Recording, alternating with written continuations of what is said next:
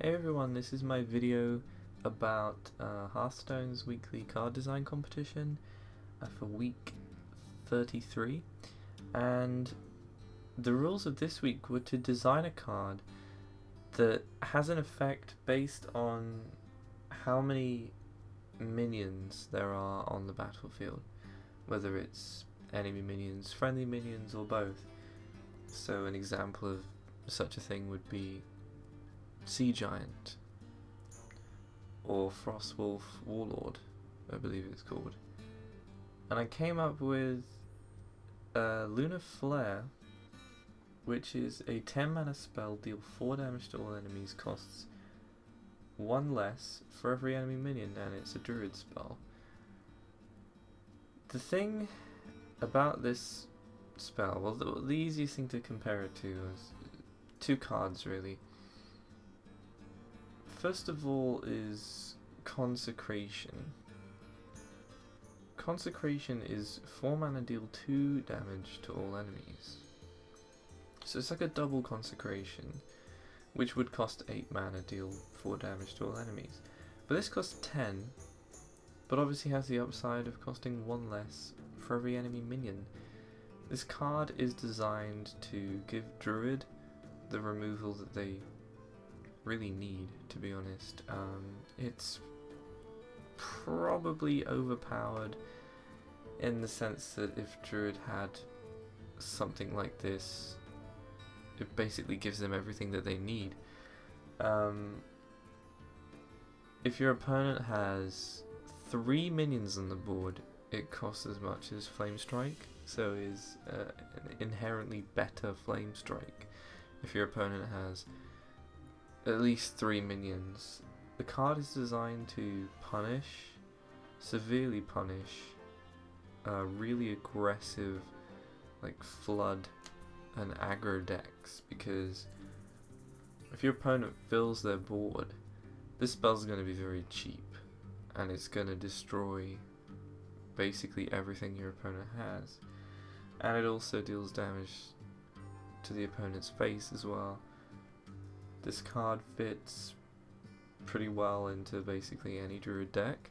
You would put it in your ramp druid, you'd put it in your combo druid, because not only does it help clear the board, it also deals 4 damage to face, and continuing to push for damage is sometimes the reason that you might win. Now, of course, it does have a downside. It costs 10 mana, so it's an expensive spell, and if your opponent doesn't have very many minions on the board, it's going to cost a lot. It's basically useless against Control Warrior.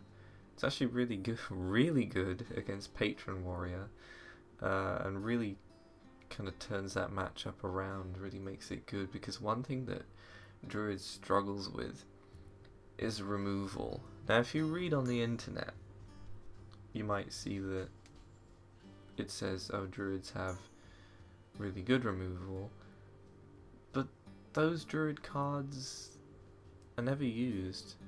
Nobody really uses the Poison Seeds, Starfall combo. People just don't really use Starfall in general, it's too expensive. They have good individual removal in terms of, like, you know, Wrath, the hero power, Swipe is okay, but of course it only deals 1 damage to all the other minions. So once your opponent starts getting quite healthy creatures on the board, it becomes very difficult to deal with flooding. And against the Grim Patron Warrior, as soon as they establish that board of patrons, you're basically screwed, because you won't really have an effective way of getting rid of it all. This is the card that does that.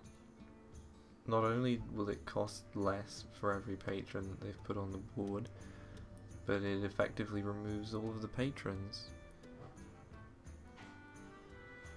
It just kind of gives Druid that tool that they need, but obviously it's not too overpowered, because it does have its downside. You know, when your opponent doesn't have a lot of minions, it's not always going to be a good card. It's just going to be a really expensive sort of Flame Strike.